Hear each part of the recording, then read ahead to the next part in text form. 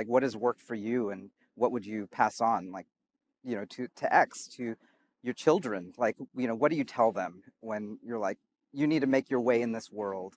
Here, here's how to construct a reality that is predictive from first principles.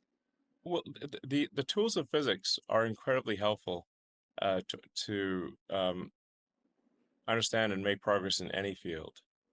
Um, and first principles means just means break things down to the fundamental axiomatic elements that are most likely to be true, and then reason up from there as cogently as possible, as opposed to reasoning by analysis or metaphor. Um, and then it just simple things like thinking in the limit. Like if you extrapolate, you know, minimize this thing or maximize that thing, thinking in the limit is very very helpful. I'd use all the tools of physics. Um, they apply to any field. Um, this is like a superpower, actually. Um, so you can take for example like rockets. You could say, well, how much should a rocket cost? Um, the typical approach to how to that people would take to how much rocket should cost is they would look historically at what the cost of rockets are and assume that any new rocket must be somewhat similar to the prior cost of rockets.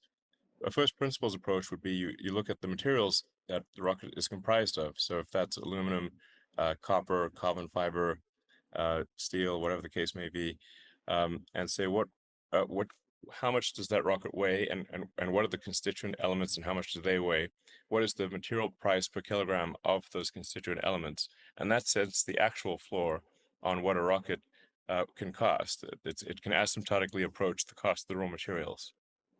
And then you realize, oh, actually, the raw materials of a rocket are only maybe 1 or 2% of the historical cost of a rocket. So the manufacturing must necessarily be very inefficient um, if the raw material cost is only 1 or 2%. That would be a first principles analysis of the potential for the cost optimization of a rocket, and that's before you get to reusability. To give an AI sort of AI example, I guess last year for XAI, when we were trying to build a, a training supercluster, we went to the various suppliers to ask. They said this was beginning of last year that we needed 100,000 H100s to be able to train coherently, and their estimates for how long it would take to complete that were 18 to 24 months. It's like, well, we need to get that done in 6 months. So then, um, or we won't be competitive. So then, if you break that down, what are the things you need? Well, you need a building, you need power, you need cooling.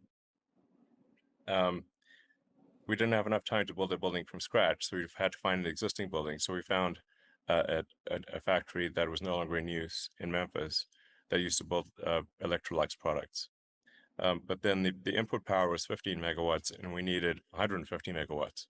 So we rented generators and had generators on one side of the building, and then we have to have cooling. So we rented about a quarter of the mobile cooling capacity of the U.S. and put the chillers on the other side of the building.